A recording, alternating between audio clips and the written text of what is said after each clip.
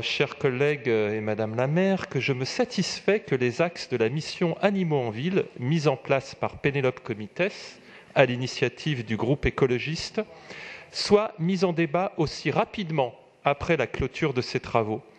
Nous sommes favorables à la mise en place rapide des préconisations issues de la commission Animaux, à laquelle de nombreuses associations ont pris part. Paris compte aujourd'hui 500 chats errants qui, sans régulation, pourraient proliférer et déséquilibrer la biodiversité en s'attaquant par exemple aux oiseaux ou en provoquant des épidémies de maladies animales comme la teigne. Certains de ces chats sont errants parce qu'ils sont abandonnés par leur maître.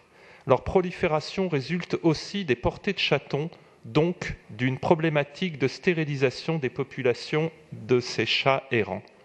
À ce sujet, je salue le travail de sensibilisation mené par l'association 30 millions d'amis. Les Parisiennes et Parisiens sont d'ailleurs de plus en plus sensibles à ce sujet, en témoignent les nombreuses propositions issues du budget participatif. Les conventions qui nous sont aujourd'hui proposées comportent des points satisfaisants, comme la régularité de l'entretien des abris, les nourrissages ou la gestion des déchets. Cependant, nous demandons à ce que le délai maximal d'intervention en cas de manquement soit de 48 heures, les associations nous ayant alertés sur le délai trop long de 72 heures pour laisser les chats sans boire ni manger. Le chiffre annoncé, une trentaine d'abris, nous convient. Cependant, la surface de ces abris nous semble un peu réduite. Je saisis aussi l'occasion de cette intervention pour faciliter le travail remarquable que mènent depuis plus de 15 ans des associations comme les Chats de Saint-Ambroise. Celle-ci sera très probablement appelée à signer cette convention. Cela permettra l'installation d'un suivi efficace. En revanche, nous regrettons que l'école du chat ait dû interrompre ses activités.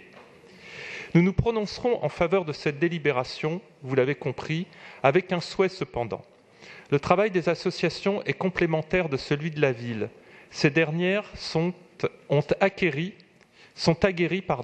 au repérage des chats abandonnés et malades. Pour permettre la continuité des travaux entre ces associations et la ville, nous plaidons pour qu'une circulaire puisse informer les agents de la ville de la thématique animaux errants et que ceux-ci soient accompagnés de la liste des associations de référence afin qu'un travail partenarial puisse se mettre en place. Je vous remercie pour votre attention. Je vous remercie. La parole est à Daniel Simonet pour 5 minutes maximum.